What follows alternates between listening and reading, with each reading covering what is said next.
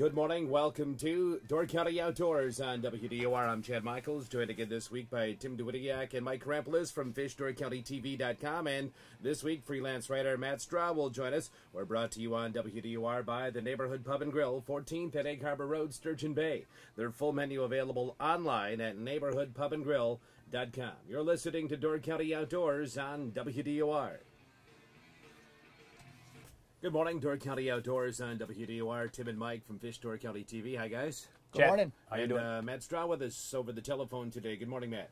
Good morning. Matt, how's it going today? It's going great. Hey, Matt. It's not raining here in Minnesota. Well, it's kind of funny. We had some rain here, but just to kind of introduce you, a lot of people probably know if anybody's been to our site, but Matt is the editor of our online magazine. So, Matt, it's good to have you on I guess the phone right now, and so tell us what's been going on as far as things you've been seeing as far as fishing and what's happening. Well, this has been a great summer for fishing. I think looking around in our area, we're seeing catch and release and special regulations protecting fish and bringing more people into the game because they have the chance once again to catch big specimens and lots of fish. I look at the pike regulations in Minnesota and you'll see that a lot of people are catching big fish again because you have to let go all those fish between, say, the regulations have a slot, all the 30-inch fish have to be between 30 and 40 inches have to be let go. So they're getting up to 40 inches rather quick. And I think that's great for fishing. I think it's going to be great for participation. That means it's great for the industry because they're going to sell more rods, reels, and line and boats. And things are looking up in a lot of areas. Hey, Matt, we always talk about that here, as far as you brought up a good point about pike fishing. We would like to see some kind of regulation here because obviously in the last 20 years, we still have some quality fish here, but the actual numbers of some big fish, you don't seem to see the big numbers like you see. But you're saying back in your home state, you see a big difference in that, huh? Yeah, well, you see how it works with muskies because everywhere you go, muskies are protected at least up to 42 inches. So you see a lot of specimens that are 42 inches and larger. And if you do the same thing with pike, the same thing's going to happen. At least I can say that with confidence looking around here in Minnesota. All the lakes that they have special regulations on for pike now, we're seeing these bigger fish. All of a sudden we're catching 45-inch fish. That was just not, that was unheard of just a few years ago. Yeah, it's funny, in the surveys that we did, like in the spring with the DNR for the muskie stuff and that, I think we had 45, I think there was 45 muskies in the net in that one particular day, what they got out of 3 nets. And I think there was none smaller than 40 inches or so. And you're right, that kind of tells you, you put the regulation on, it does protect them. And Matt, bigger fish, like pike and muskies both are just big, exciting fish that get a lot of people excited. That's just good for the industry. And Matt, we did the article for the most recent magazine coming out here in a couple weeks. We did a pike feature, you and I, and we talked about how both of us, we really like to catch pike, and I think that's an overlooked option for a lot of people, even for guys who like to catch muskies. I mean, pike can be a cool option. It's a big fish, similar to a muskie in a lot of ways, sometimes offers more action, a few more fish on a given trip on average than muskie fishing might do. And, we talked about regulations as well. And, we look up here in the Door County area, we have a no size limit on our pike in 5 a day, and you just don't see that much anymore. And it would be kind of nice to try to protect that fishery a little bit more because it is a unique opportunity for a lot of guys who want to get a little more action with the opportunity to catch a big fish as well. You're absolutely right. No muskie fisherman in his right mind is going to get mad because he just caught a 48-inch pike. Yeah, absolutely. Yeah. That's what we were saying. He's plenty happy, I think. Mm-hmm. Yeah, those are actually great specimens. And hey, Matt, I know pike are something that you target actually all over the country and out of country as well. One of the things here that we kind of talk about is where you try to find them. And I know you and Mike did an article on that. But like in your home waters, what kind of similarities do you see where you're at as compared to here and how you fish them? Similarities in fishing for pike? Yeah, like in your home waters. Here we're fishing big open stretches of water, deep water, cold water, and where you live, obviously you have access to a lot of that. Yeah, the thing is about pike in the summertime especially, talking about going out after them right now, even in these big lakes that we have here in Minnesota, is there's three primary patterns. I call them the big three. You've got pike that stay in the weeds all summer, and they stay on those deep weed edges, usually in the main lake, where they have deep water nearby. And then you have deep structure fish that get down on deep points and deep humps and deep reefs, and they stay down there. They're after suckers and sometimes whitefish and things that use structure. And then there's those suspended fish. They go out after ciscos and whitefish that suspend, and they stay out in open water all summer. So you have these three patterns. You can go after them. If you in this area, we're lucky because if you can't find them in the weeds, you can always go look at deep structure. Maybe they'll be biting there, and if they're not biting there, you can go out and hunt those suspended fish. So that's what I always try to encourage people to look at, is that, look at the big picture. There's three big patterns that you can try to exploit during the summertime. Yeah, it seems like here, summertime rolls around and those fish just kind of disappear, but it's probably more of a, trying to go out and actually target them and find them. When you're dealing with the amount of water we have here, and like you said, we have all that stuff here, what you described. And there is a time, though, and part of that article that you guys did was talking about that, but there is a time when those fish do show up again on that structure. Yes, yeah, and fall is that time, and it's coming up fast, and people should prepare for that because all those fish coalesce, all those three patterns, they get back together and they come back onto deep weed lines and shoreline-related structure in the fall, and that seems to be pretty universal. So that's when they all kind of come together and they're concentrated again, and fall is just, especially late fall, is a great time to fish for giant pike. For everybody listening, Matt wrote an outstanding article for our next online magazine about chasing these big pike when it's out in the open water, when those fish are somewhat suspended or even relating to offshore structure. And I mean, it's really a cool piece. It's kind of unique.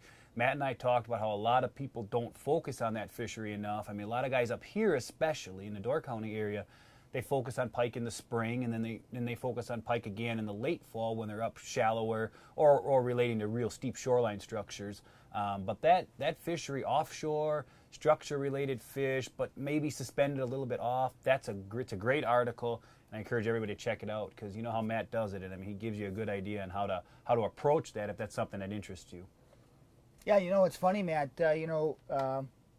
One of the pieces of structure that you guys were talking about was that Larson's Reef area, but when we think of all the other different pieces of structure here in the county that kind of match that or are somewhat close to that, I mean, from what you guys are saying, I mean, those fish can be in a lot of different areas throughout, the Green Bay area, and I'm just thinking off the top of my head, I could think of a half a dozen other spots that are like that. And the interesting thing about that is that some of those spots don't receive a whole lot of fishing pressure, Yeah, it just, you guys are, and hopefully the online magazine is helping people understand that it doesn't have to be that intimidating just because it is a vast piece of water, and it is kind of intimidating. But with a little bit of knowledge, you can start narrowing it down. You don't have to look through the whole thing. You're looking for specific spots. And another thing about pike is a lot of people, because we don't see them anymore, because they're not protected, people don't realize pike can reach 50 inches. They can get up to 54 inches. There was a 54-incher caught up on Great Slave last year. So they can get every bit as big as muskies if we protect them and take care of them. And then I think you'd see more people out there on those spots you're talking about. So if someone's going to want to go and try to target them, I mean, what's your best advice as far as, hey, you put the boat in the water, you got some ideas on some spots. How do you go and you fish them? What kind of tactics are you using? Well, if you don't have a whole lot of knowledge behind you, you can just look for weeds. If you can find weeds, you can find pike, especially if you can find it related to offshore structure. So, pike, there are always some pike that stick around in those weeds, especially if they're deep weeds attached to the main lake or a deep basin of some kind. So if there's a deep basin or deep water nearby and you have weeds, boy, that's a good place to start. And what kind of baits are you fishing for? Well, my favorite bait, fallback bait, is always a big jig head, like a half ounce up to maybe an ounce, with a big swim bait like a Lunker City salt shaker, or one of those big Berkeley thumping tail shad body swim baits that you put on a jig head.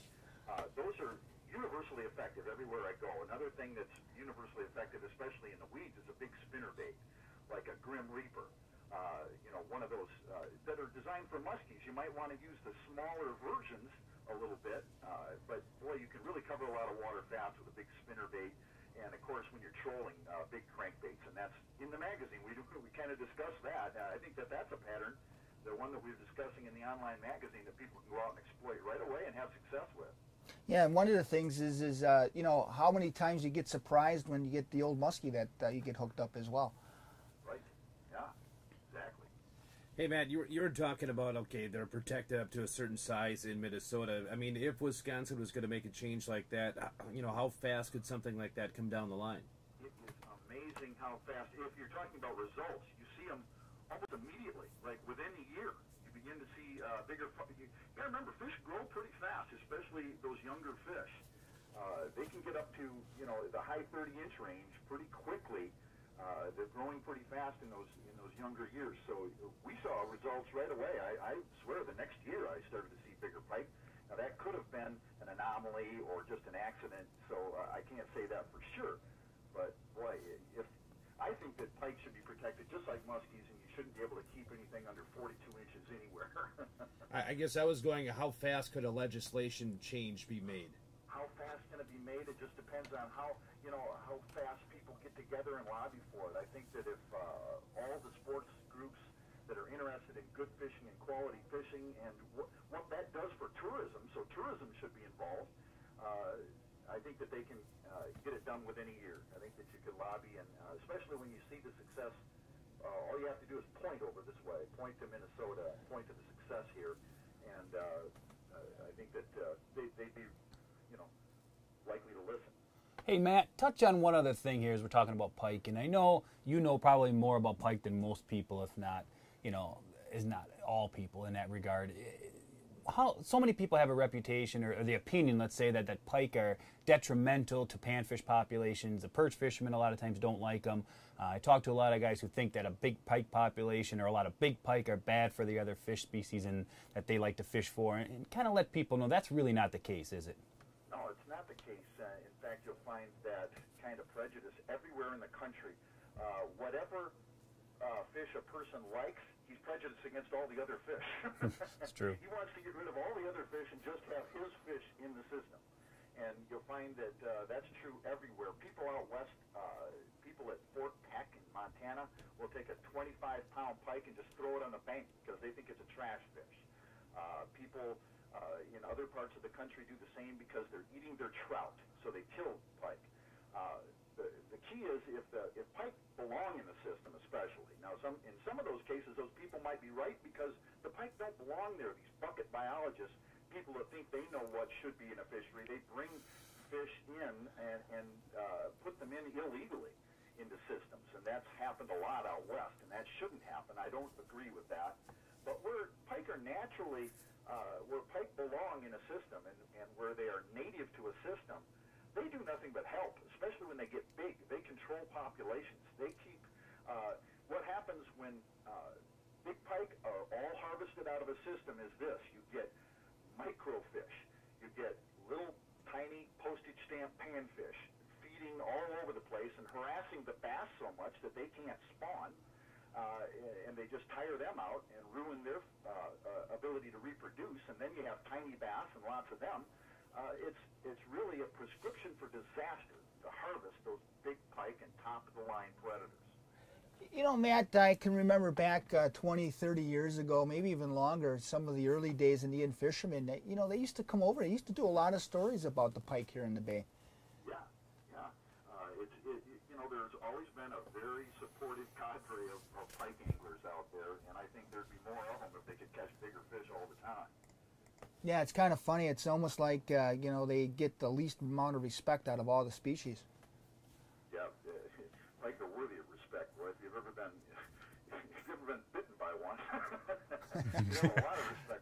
Yeah, I know what you're talking about there. We know that all too well. Yeah. Hey, Matt, good stuff today, this week. We appreciate it. Thanks for your time. Hey, I appreciate you. Thanks a lot for calling. Thanks, Matt. All right, freelance writer Matt Straw, editor of the online magazine on Fish Door County TV. As we take a break here, continue Door County Outdoors right after this. Continuing Door County Outdoors now, Tim and Mike from Fish Door County TV. So we haven't talked about that a whole lot, guys, but you do have that online magazine. Yeah, we do, and we try to do it every couple months, and sometimes it just gets a little bit behind. But basically, there's 4 articles in there, and the neat thing about them is that they're really hardcore, hard-hitting articles. Matt does all the editing on them, and he does a great job. Matt's history, he's written for every major publication. Used to work for Fisherman. He's one of the most sought-after editors out there in the outdoor industry, and we really couldn't have a better guy, that's for sure. And it's a really cool thing because the articles are, like Tim said, they're straight to the point, they're informative, they're technical. Matt's got a flair in the way he writes. I think everybody who's read his stuff knows that, so they're easy to read. But they're not, what's nice about them is they're not real long, they're kind of to the point, and it doesn't take you a long time to go through the magazine. But it's got some really great information. It's got some cool pictures. And hopefully, we make no promises because, it's still kind of a work in progress and how we're doing some of the magazine setup. But it looks like hopefully this time we're going to have a couple different versions of the magazine, one being a high-res version and one being a low-res version. So people who have different internet speeds or different internet connections can enjoy the magazine at whatever level they're comfortable with.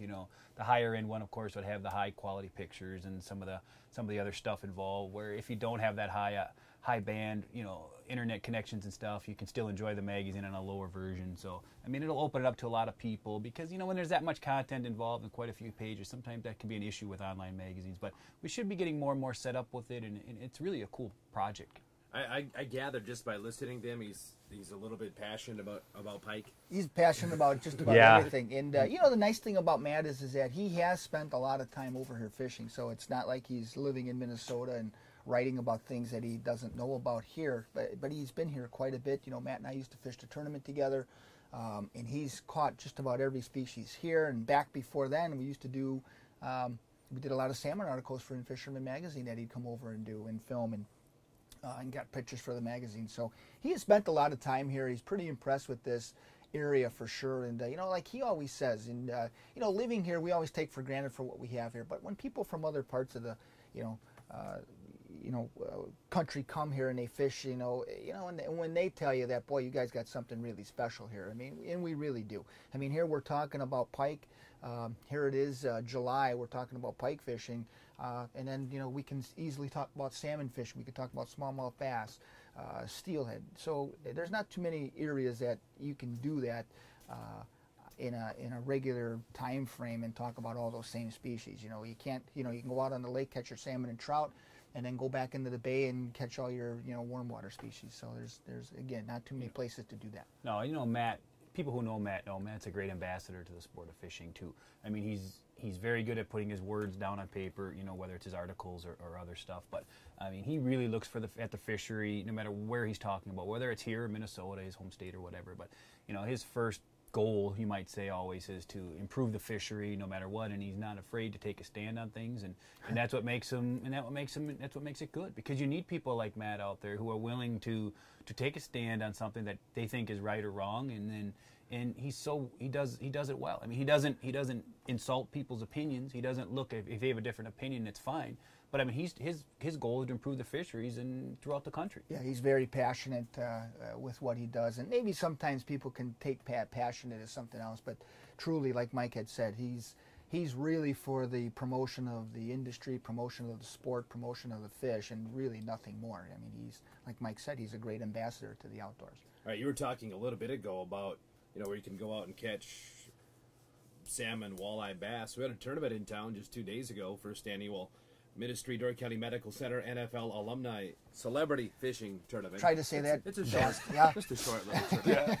But they had those three divisions: salmon, walleye, and bass. Salmon, walleye, and bass, and unfortunately, it's their first tournament, and the whole emphasis behind it. It was everybody had great intent, and they had a pretty good showing. But as usual, Door County weather, threw its ugly head into the whole thing and made for some tough conditions. But again, despite some really tough conditions, there was some nice fish that were caught.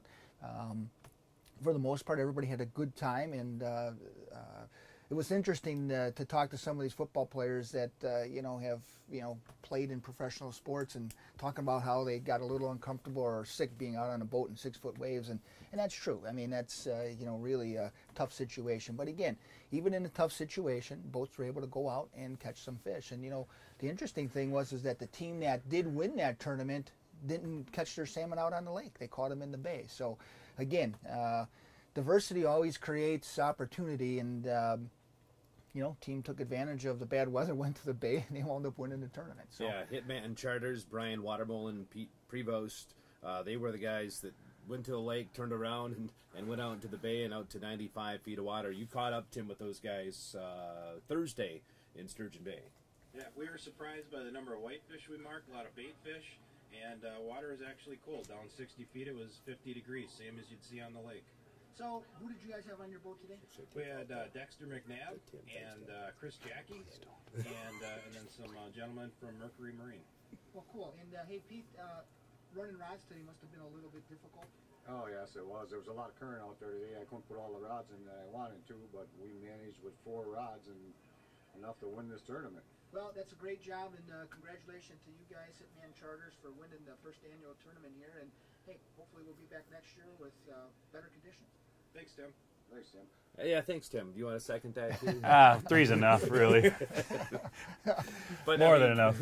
But they said, went out 95 feet, cool Shows you. water temperatures. Yeah, water was cool. And it shows you the diversity, like we said, and it shows you the opportunities that we have up here. I mean, a lot of people, they'll get up in the morning and they'll look out in the lake and say, okay, it's too rough, I'm not going, and they'll go back to bed. But, if you want to fish, you can fish up here somewhere in the Door Peninsula. There's no question, whether it's salmon, bass, walleyes, whatever. It may not be the numbers you might get under ideal conditions had you been able to go to the lake, but if you just want to get out and catch a few fish, which is what most people want to do, you can do it. I mean, you just got to watch your weather, of course, but if it's safe, there's fish all throughout both sides of the peninsula. It's funny that you bring that up.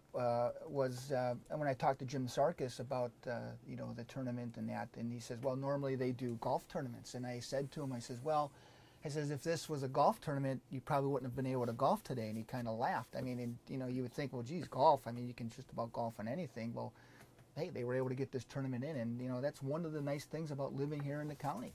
We always say it all the time. I mean, if you want to put the time in and the work in, you can always get out somewhere and fish. And yesterday was, or during that, when that tournament was happening, probably the most extreme conditions you're going to have, northeast winds. I mean, they were calling 6-foot waves out on the lake. Pretty tough conditions. And still, all the boats were able to get out there. Maybe not some, some people probably felt a little bit queasy, and I know when they came back in. I heard Sarkis say his stomach wouldn't be turning like that if it had been just golf. Yeah. Yeah. There's a trade-off. And the other thing was we talked to Casey Raubach, and I says, hey, Casey, living here, does that give you an advantage? And he kind of just chuckled, and he says, no, it didn't really help me at all, dealing with the big water. And but hey, you know what? It was a great event, and we need to have more events like that here because the area here can host stuff like that. It was hosted down at the lodge at Latham Smith. They did a nice job on the water, Madeline Marina, and they did a great job down there. And that's some of the things that the area can really host. And we'd like to see some more of that fishing stuff. And golf is fine. There's no problem with golf, but the fishing stuff is kind of a neat thing, and it just creates a diverse change for some of these guys that are always golfing. Yeah, and 70% of the funds raised staying in Door County. Yeah, and that's a great cause, and some of the families that had received some of those dollars were actually at the event, and it's just great, when you see these guys put their time in, kind of giving back to their community, and even Casey Raubach, he says as long as that event goes on and anything like that ever goes on, he'll always be a part of it, and especially, him living now in the Door County area, wants to give back to the county and back to the people that supported him, and like you said, it's for a great cause. It wasn't just Casey, Flanagan's were there too. You talked to Jim, right? Jim Sr., yeah, I talked to him, and a bunch of other guys that I think played for Green and Gold. I can't remember who they were. Yeah, it was interesting listening to Matt say, Minnesota having success, and then Wisconsin looking. You could tell they were talking about that's just fishing or not football. That's apparently doesn't work. The teams There's a couple of borders, that separate the teams success quite. from not. Yeah. But it was, you definitely could tell the football players because you're standing in a room of giants, you know. There's all the regular people, and then there's the football players. And I know I didn't get the chance to talk to them, but Frank Winters was there, and, you know, he stood out like a sore thumb in the crowd because he's a really big guy. Did he have his bag of donuts? I think he ate a bag of donuts on one of the boats. Did he have a ring or? Yeah, you know, it was just interesting, and you get to hear some of the stories from some of the captains having these guys on the boat, and again, you know, all that money that was raised was all for charity, and Jim Sarkis's charity. Door County Charities. Yeah, Door County Charities. He did a great job and kind of spearheaded that whole idea, him and a couple other guys, and hopefully for next year. And you know what?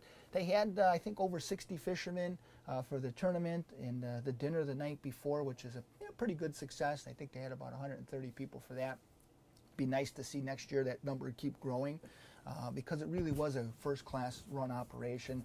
You know, they had a lot of silent auctions and all that kind of stuff, a lot of memorabilia and people, you know, donating stuff. So just a great thing, and hopefully they'll be back for next year. Yep, so that was Thursday in Sturgeon Bay. Now today through next Sunday, the 29th, 30th Annual Kewaunee Door County Salmon Tournament will be, well, it's underway as we speak now and continuing through next Sunday, and talked a lot about it last week. We only have a few minutes left here this week, but basic story is have your ticket before you go fishing because you could win $10,000. That's it. One bite. That's all you need. Great weather to start with today, so you know, who knows? There might be some big fish already. Yeah, and it's happened before where people have caught big fish that didn't have tickets. So you know, it's $25 for the whole week. I don't know that you get any better odds. I mean, pretty much if you get in the top 200 or so, somewhere around there, your money back. you get your money back. So you're foolish not to buy the ticket because you never know.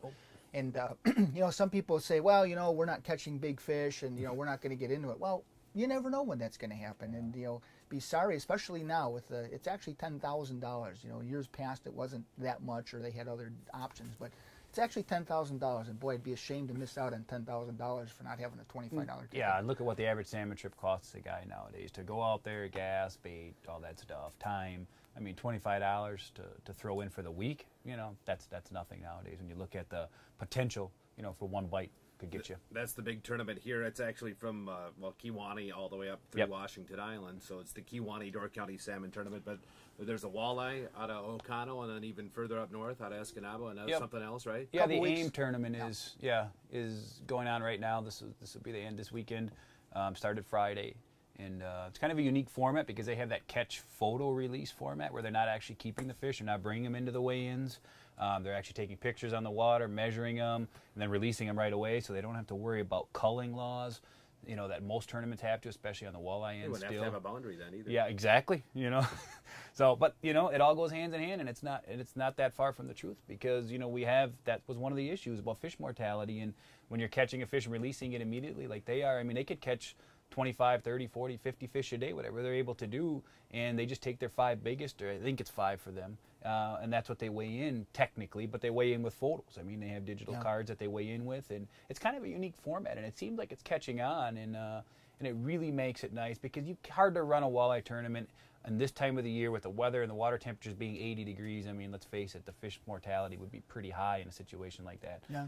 So it's kind of unique, and it's kind of a cool idea. Yeah, maybe that'll be the wave of the future, especially for those bass tournaments as well. All right, sounds good. What's up this week on Fish Door County TV? Well, right now we got a Washington Island show up, where we were up with Mike Stoltz up from the Washington Island campground, and we fished up by Rock Island, and it was an outstanding trip. Really cool show, some really big salmon, so be sure to check it out. Let's just say this. I know where I'm going to fish the tournament. All right, sounds good. Guys, have a great weekend. We'll see you again next Saturday. Thanks, Chad. See you in the water chat. Tim and Mike from Fish Door County TV on Door County Outdoors, brought to you by the Neighborhood Pub and Grill, 14th at Egg Harbor Road, Sturgeon Bay.